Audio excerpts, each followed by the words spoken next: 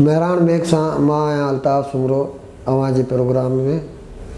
मूंसां गॾु हलीम शहर साहब मौजूदु आहे। उनजो तारीफ़ कराइण खां पहिरियों मां तव्हांखे ॿुधाईंदो हलां त अॼु को प्रोग्राम असां मकली जे हवाले सां करे रहिया आहियूं।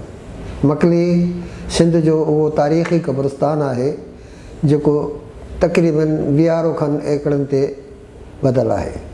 हिते सिंध सां तालुक़ु रखंदड़ हुकुमराननि जूं मज़ारूं आहिनि, उनखां अलावा सूफ़ी बुज़ुर्गनि जूं मज़ारूं आहिनि ऐं सिंध जी 100 सालनि जी तारीख़ असांखे हिन मकलीअ में नज़र ईंदी। मां अवां जी मुलाक़ात करायां थो अब्दुल हलीम शरर साहब सां। शरर साहब सिंध जे हवाले सां, मकली जे हवाले सां तमामु घणी तहक़ीक़ कई आहे ऐं तमामु घणा मुस्तनद किताब बि लिखिया आहिनि। साईं शरर साहब, मां तव्हांखे प्रोग्राम में ख़ुशि आमदेद चवां थो। अवां असांजे नाज़रीन खे इहो ॿुधायो त मकली जी अहमियत कहिड़े लिहाज़ खां वधीक आहे। बिस्मिल्लाहिर्रहमानिर्रहीम।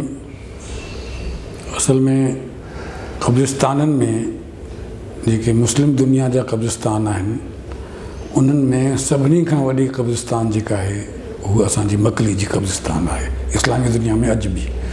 पर अॼु जेको आहे हीउ तंहिं ज़माने में जॾहिं ठाहे वियो हुयो त प्रोग्राम हुयो त घटि में घटि हिते 5000 क़बर हुजनि ऐं 5000 खां 15000 ताईं हिनखे वाधारो ॾेई सघिजे थो।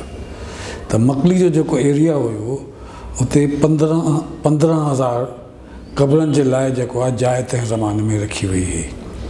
ऐं हीअ जेको आहे अॻु में त हिननि 5 एकड़नि खां शुरू कयो ऐं पोइ जेको आहे हू चौधारी जेको आहे 1.5 मील खां मथे एरिया जेको आहे सॼो हू मकली जो एरिया क़ब्रिस्तान खे उहो ॾिनो वियो। मकली जे क़ब्रिस्तान सां गॾोगॾु जेको आहे हिते जेको आहे असांजा बुज़ुर्ग जेके आहिनि अब्दुल्ला सां असाबी, त हिते असांजो वॾो बुज़ुर्ग जेको आहे हू अब्दुल्ला सां असाबी साहिबु जेको आहे हू अरब खां अचण खां पोइ हिते रहियो ऐं हिते जेको आहे इस्लाम खे पखेड़ियो हिते सॼे सिंध में। ऐं जेको आहे तंहिं ज़माने में मकली जेको अहिड़ो शहर हुयो जो इंडिया खां, दिल्ली खां, आगरे खां बि माण्हू हिते पढ़ण जे लाइ तंहिं ज़माने में ईंदा हुया। हू असां मकली खे जीअं असां पुराणे ठटे जी ॻाल्हि कंदा आहियूं त हिकु तंहिं ज़माने में मकली में 220 जेको आहे हू स्कूल तव्हां चई सघो था त मकली जे भर में ऐं मकली शहर जे में सां गॾु क़ब्रिस्तान सां गॾोगॾु जेको आहे 220 जेको आहे असांजा स्कूल हुया जंहिंमें जेको आहे ॿार पढ़ंदो हुया। ऐं हिते मकली में असां इहो तजुर्बो कयोसीं त असां नियाणियुनि जे लाइ जेको आहे पढ़ाइण जे लाइ जुदा इंतज़ाम कयो वियो। पर हू जेको आहे तंहिं ज़माने में छा हुयो त नियाणियुनि जी नानी या ॾाॾी जेको आहे हो हुननि सां गॾु अची वेही उहा बि वरी पढ़णु गॾोगॾु सिखी वेंदी हुई तंहिं ज़माने में। त असां क़ब्रिस्तान खे असां आर्कियोलॉजी जी ज़ुबान में चवंदा आहियूं नेक्रोपोलिस, ऐं जीअं असां शहर खे असां चऊं आर्कियोलॉजी ज़ुबान में मेट्रोपोलिस। त ज़िंदा माण्हुनि जो जेको शहर हूंदो आहे उहो मेट्रोपोलिस ऐं जेको आहे इंसान जे मरण खां पोइ जेका जाइ क़ब्रिस्तान हूंदी आहे इहो नेक्रोपोलिस। त मकली जेको आहे को अॼु खां को 50 साल अॻु ताईं सॼी दुनिया खां सभिनी खां वॾो क़ब्रिस्तान हुयो, one of the biggest necropolis in the world Makli. ऐं मकली जेको आहे हिते असांजा अरब ॾाह बि हिते ऐं जेको आहे असांजा सरदार बि हिते दफ़न आहिनि ऐं हिंदुस्तान जे मुख़्तलिफ़ इलाइक़नि जा जेके असांजा वॾा माण्हू पढ़ियल लिखियल माण्हू ऐं जेको आहे बादशाहनि जा नुमाइंदा बि हिते दफ़न आहिनि ऐं अफ़गानिस्तान जा बि जेके माण्हू हुया ईरान जा हिते बि आहिनि। त मकली में असांखे 3 शयूं मिलनि थियूं त असांखे कुझु कतबा मिलनि था जेके फ़ारसी में लिखियल आहिनि। मतिलबु हिते पर्शियन जेको आहे हिते असां माण्हू हिते सम्झंदा हुया, लिखंदा हुया, पढ़ंदा हुया। अरबी जेको आहे हिते तमामु घणी हलंदी हुई। असांजो लाॻापो घणो करे जेको आहे मकली जो उहो जेको अरबनि सां वधीक हुयो त हिते अरबी, त अरबी, फ़ारसी ऐं सिंधी जेका आहे जेका असांजी अॼोकी सिंधी आहे त सिंधी साॻी ई ॻाल्हाइण में जेको आहे इहे जेके अखर आहिनि, अखरनि खां पोइ जेको उचार ठहिया, इहे उचार जेको आहे तंहिं ज़माने में थी सघिया त इहे न हुजनि, पर हाणे जेको आहे मकली में जेका साॻा ई उचार आहिनि, जेके जीअं वण आहे, जीअं ॾंभ आहे, जीअं गेरो आहे, त इहे जेको आहे सॼे हिंदुस्तान पाकिस्तान में सवाइ संस्कृत जे कंहिं ॿिए ज़ुबाननि में न आहे। मकली में छा आहे त हिकु त दरगाह आहे, ॿियो जेको आहे हीउ वॾो क़ब्रिस्तान आहे, टियों हिकिड़ो जेको आहे हीउ शहरु आहे, ऐं मकिनो जेको आहे हीउ ॿिनि हिसनि में विरहायल हुयो। हिते जेको आहे असांजी वाणियुनि जो मकली खां हेठि लहूं त मकली में ई हिते जेको आहे मंदरु आहे, असांजे वाणियुनि जो मंदरु आहे, शिव मंदरु। त हीउ जेको आहे उहो मंदरु अञा ताईं आहे, ऐं उहो बि जेको आहे हू था चवनि त असांखे 800 साल असांखे थी विया आहिनि मंदरु। अच्छा शरद साहिबु इहो ॿुधायो त हिते जेके मज़ारूं मिलनि थियूं उहे कहिड़नि बादशाहनि जे बारे में ॿुधाइनि थियूं त हिते उहे दफ़न आहिनि? जेके बादशाह जेके बि हिंदुस्तान खां आया या अफ़गानिस्तान खां आया, त इहे जेके बि बादशाह आया हिते हिन एरिया में पहुता, त हू घणो करे फ़तह करण खां पोइ को पंहिंजो नुमाइंदो मुक़ररु कंदा हुआ। त हीउ असांजो जेको आहे बादशाही जो मुग़लनि जे दौर में जेको आहे हिते औरंगज़ेब पाण जेको आहे मकली ताईं आयो तंहिं ज़माने में, ऐं शाहजहां जेको आहे हू हेसि ताईं न अची सघियो, पर शाहजहां बि जेको आहे न थर ताईं जेको आहे असांजे बदीन जे वेझो ताईं जेको आहे शाहजहां बि आयो। त हू तंहिं ज़माने में हीउ मकली जे वेझो जेको आहे दरिया जेको आहे सभु तंहिं ज़माने में लॻोलॻि जेको आहे वहंदो हुयो। त हिते जेको आहे पाणी जा जेको आहे हिते असांजी ॿेड़ियुनि सां बि अचु वञु हुयो, त सॼे जेको आहे पाकिस्तान में मकलियुनि जे माण्हुनि जो राब्तो बि हुयो तंहिं ज़माने में। तव्हां दरिया जो ज़िक्र कयो, इहो दरिया कहिड़े वक़्त ताईं क़ाइमु हुओ ऐं पोइ कहिड़नि सबबनि जे करे इहो दरिया पुठिते हटी वियो? असल में दरिया जेको आहे घणो करे हिकु त या को ज़लज़लो ईंदो आहे जिथां दरिया जो वहकिरो हूंदो आहे त दरिया पंहिंजो रुख़ मटाईंदी आहे। जीअं असांजे सिंधू दरिया जेको आहे हुन 20 खां वधीक भेरा जेको आहे पंहिंजो रुख़ मटायो, ऐं डॉक्टर M.H. पंवर जेको आहे हुन जेको आहे पंहिंजी किताब बि लिखी त सिंधू दरिया जा जेको आहे जा रुख़ मटाइण जेके आहिनि उहो कॾहिं कॾहिं रुख़ मटायूं। त हीउ जेको आहे त हीउ जेको छा हुयो त अॻे क़ब्रिस्तान त साॻियो ई रहंदो हुयो, पर जेके जीअं दरिया जेको आहे हू रुख़ जेको पाणी जेको आहे मिठो पाणी न मिले त माण्हू जेको आहे ॾाढे ओॾे वेंदा जिथे जेको आहे मिठो पाणी उहो जेको हुननि खे मिली सघे त उते काह बि करे सघनि, ऐं जेको आहे पाणी पी बि सघनि, मानी बि पचाए सघनि। त मकली जेको आहे त हिकिड़े ज़माने में जेको आहे हिते सॼे मतिलबु असां जेको अॼोको इंडिया रीजन आहे, गंगा ऐं जमुना जी तहज़ीब वारा बि हू हिते पढ़ण जे लाइ हिते तंहिं ज़माने में हिते ईंदा मकली। अच्छा इहो ॿुधायो त अरगून ऐं तुरखाननि जे हवाले सां बि ज़िक्र आहे त उन्हनि जे जनरलनि जूं बि मज़ारूं आहिनि, इन बारे में तारीख़ जाती ॿुधाए? असल में ही अरगून ऐं तरखान जेके आहिनि, असां हाणे जेको आहे जेके असांजा तरखान आहिनि त असां ड्रखण जेके आहिनि त हुननि खे तंहिं ज़माने में जेको तरखान हुया इहे ड्रखण खे असां हू तरखान चवंदा हुआ। पोइ इहो जेको आहे हिकिड़ो वॾो हिकिड़ो कबीलो थी वियो। त जीअं असां सूमरनि में बि जेको आहे न हिकिड़ो इहा तरखान हुया, त सूमरनि जो हिकिड़ो कबीलो बि जेको आहे उहो हुयो। त हीअ जेके अरगून ऐं तरखान आहिनि हीअ सभु आया असांजा जबल जे पासे खां, जंहिंखे जेको आहे असां चऊं मौजूदा अफ़गानिस्तान चऊं त हीअ अफ़गानिस्तान जे पासे ॾे आया। त असांजा जेके हिते जॾहिं आया त हिते जेको आहे पोख ॾिसी ऐं पाणी ॾिसी त हुननि जी वॾी तादाद हिते रहिजी वई, ऐं हिते ई वॾो शहरु आबाद थी वियो। इन जे लाइ हुननि जी जेको आहे काफ़ी जेके हुननि जा जेके वॾा हुया ऐं जेके मुग़लनि जा जेके नुमाइंदा हुया उहे जेको तंहिंजो उन्हनि जो रहणी करणी हिते हुई, त उन्हनि जी क़बरूं बि हिते आहिनि। अच्छा आम तौर ते इहो तासुरु आहे त सिंधी अमन पसंदि आहिनि ऐं उन्हनि कॾहिं बि पंहिंजी फ़ौज क़ाइमु न कई। ॿियनि इलाइक़नि जा जेके माण्हू आया उन्हनि ॾाढो आराम सां हिते अची आबाद थी विया ऐं सिंधी माण्हुनि में घुली मिली विया ऐं सिंधी ज़बान खे बि अख़्तियार कयऊं। इन हवाले सां तारीख़ी कहिड़ा उजाण मिलनि था? ॾिसो, अमन जो पसंदि जेको आहे हू रुॻो मकली ताईं न, बल्कि ही जेको रीजन आहे न सॼो जेको असांजो अॼोको पाकिस्तान आहे तंहिं ज़माने में जेको असांजो सिंध हुयो न साईं, ही मुल्तान ताईं ऐं ही सॼो जो ऐं जेको सॼो बलोचिस्तान जेको आहे न तंहिं ज़माने में ही सम्झो अॼोको जेको सिंध हुयो ऐं उन ते जेका हुकुमरानी हूंदी हुई सी जेको अॼोको पाकिस्तान आहे इन जे वॾे पासे भाङे ते त हू मकली खां जेको आहे इन खे जेको आहे देखभाल इतो ई थींदी हुई।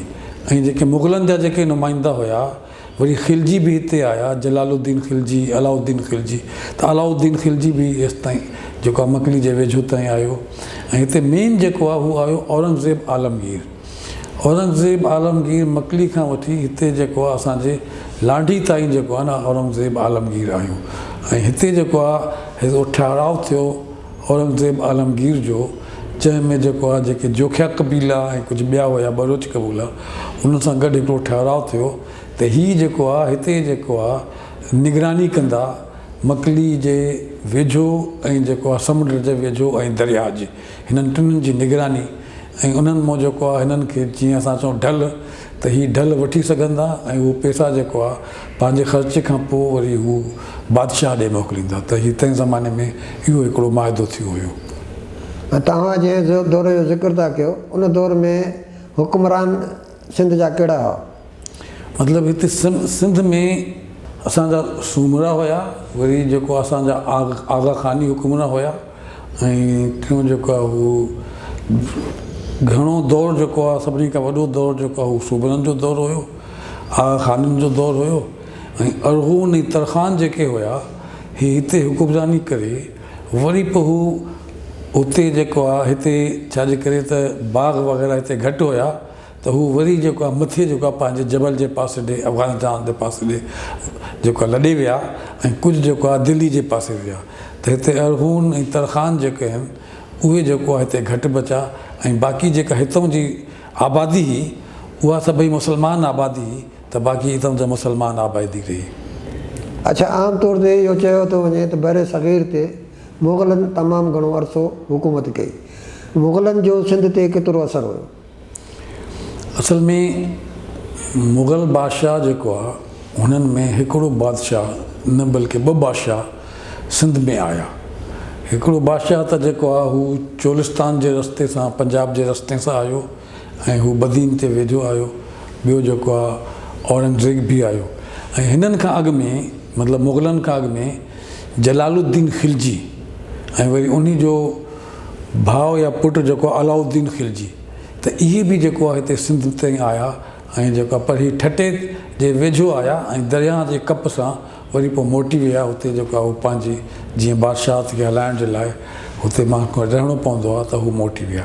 अच्छा, इहो ॿोलीअ जे हवाले सां ॻाल्हि कंदासीं त हिते फारसीअ जो बि असरु रहियो आहे। फारसीअ जो असरु ईरान जे करे आहे या अञा हितां जी पंहिंजी का ज़ुबान हुई?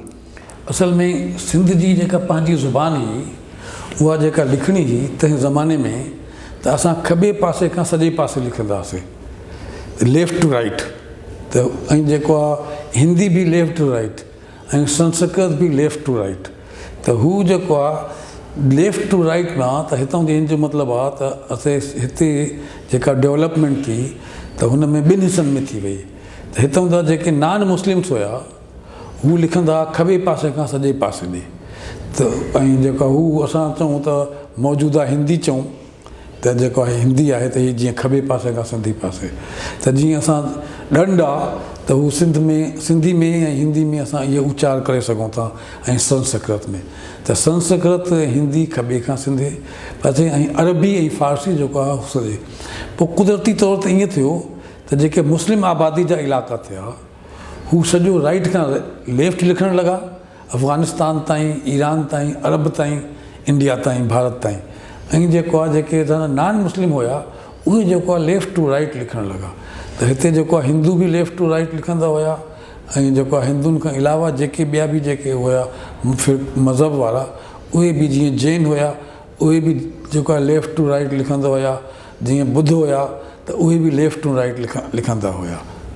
अच्छा, हिते दरिया वहंदो तव्हां ज़िक्र कयो हुनजो, त हाणे इहो ॿुधायो त दरिया जे हवाले सां ज़रूरु तिजारत बि थींदी हूंदी, तिजारत में सिंध जूं कहिड़ियूं शयूं ॿाहिरि वेंदियूं ऐं हिते कहिड़ियूं शयूं ॿाहिरां ॿियनि मुल्कनि खां घुरायूं वेंदियूं हुयूं?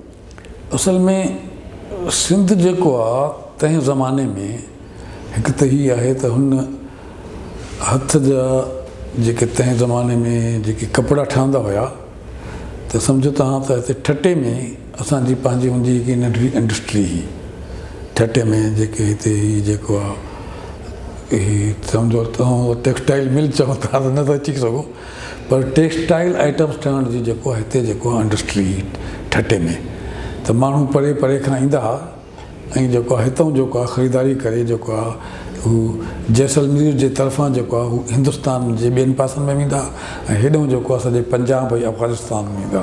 त ॿियो जेको हीअ आहे त ठटे में जेका आहे असांजो जेको अजरक आहे त अजरक जो जेको कपिड़ो आहे इहो तमामु मज़बूत कपिड़ो हूंदो आहे। त ठटे में जेको आहे हू असांजे जेको आहे इन्ही खे जेको आहे वॾो हू मिलियो ऐं हीअ अजरक जो ही को 1970 ताईं जेको आहे न 1970 ताईं ही सिंध मां जेको आहे वॾो टेक्सटाइल जो आइटम हुयो ऐं सॼी दुनिया में एक्सपोर्ट बि थींदो हुयो ऐं जेको आहे असांजे सिंधी जेके असांजा रंग आहिनि उन्हनि रंगनि में जेके असांजे नियाणियुनि जे पाइण जा कपिड़ा हुया हू जेको आहे कैनेडा ऐं अमेरिका ताईं हितां ठटे मां एक्सपोर्ट थींदो हुयो ऐं वॾो एक्सपोर्ट सेंटर हुयो।